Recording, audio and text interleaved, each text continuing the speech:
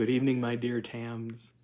There's a very good chance that by the time you see this, you will be really tired from a long day and your desire may be to get some sleep, which is not uncommon when people are tired.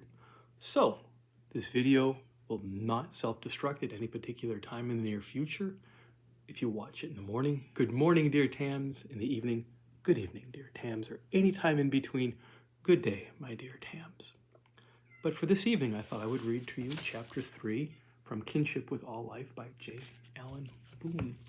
This chapter is entitled Getting Acquainted. When bedtime arrived, there came with it the questions of where Strongheart was to sleep. His daylight activities had been carefully covered in the instructions, but no one had told me where he was accustomed to sleeping.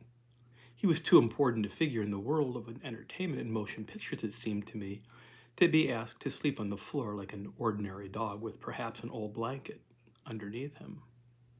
But it was either the floor or into bed with me.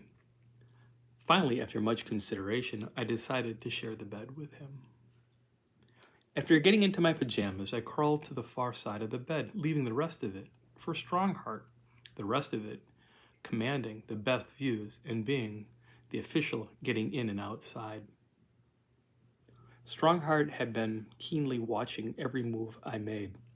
Evidently, he had been expecting just such an arrangement, for he immediately leaped onto the bed, towering over me in the dim lighting of the room in what seemed almost horse proportions.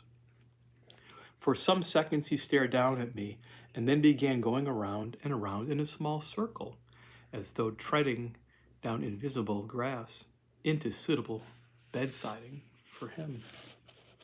When the imaginary grass, or whatever it was supposed to be, had been arranged to his satisfaction, he flung himself down, but something was wrong, for he got up again and began doing more of that circling and stamping, this time in the opposite direction.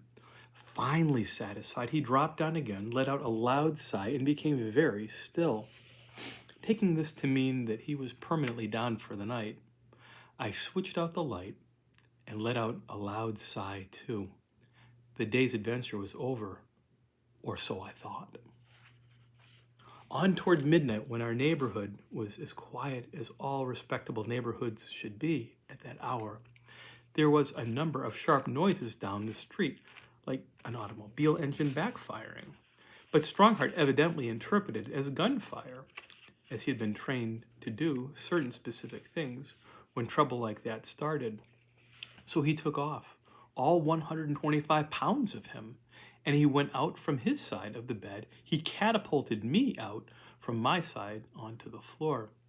I got back into bed again, and several minutes later, Strongheart returned from the adjoining room, having determined that it was a false alarm. Jumping up on the bed again, he made a few more circles, then flung himself down with his rear end up where his head should have been, and his head down at the foot of the bed. I asked him to turn himself around. He did so, but most reluctantly. But an hour later, there was another noise outside. Again, Strongheart was into action, and again I landed on the floor. As partial protection, not knowing what else to do, I pushed my side of the bed against the wall.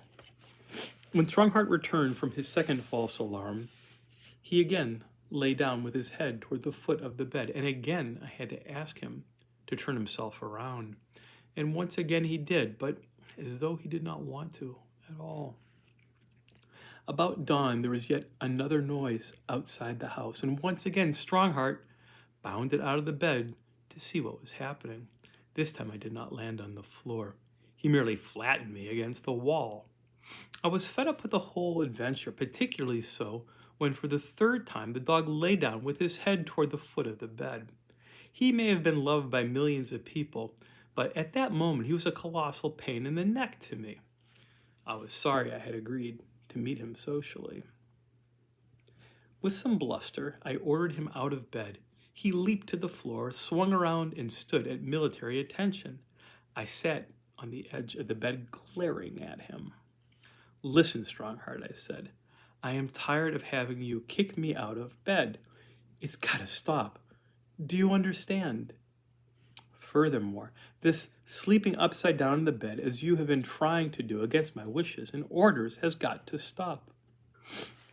Strongheart stood with calm dignity, watching my face with unblinking eyes, an enigmatic expression on his face. I continued, you and I have to go on living with each other, whether we like it or not. Frankly, I don't like my part in it at all, but we're stuck with each other. I'm willing to make allowances for the way you have been jumping out of the bed when you hear suspicious noises, since you are a police dog.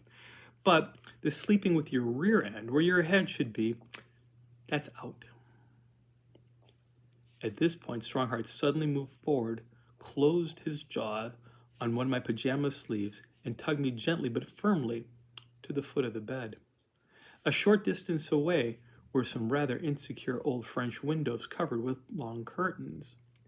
Getting an end of one of these in his teeth, Strongheart pulled it back, held it there for a few seconds, and let it drop back into position again. Then he began barking, swinging his head rhythmically back and forth between the French windows and me.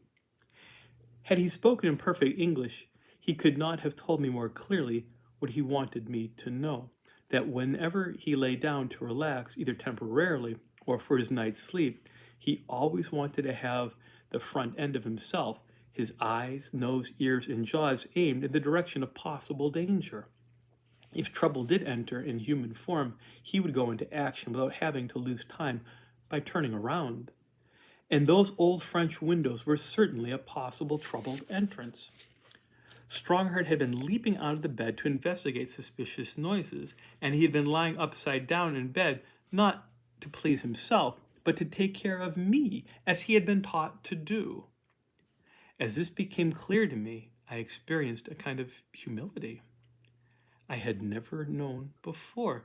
We compromised the situation by turning the bed around so we could both lay with our heads in the direction of the suspicious old French windows. And that is the end of chapter 3.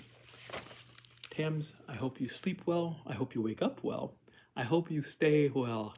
I love you, and I look forward to chatting with you at every next opportunity. Take care, my dear.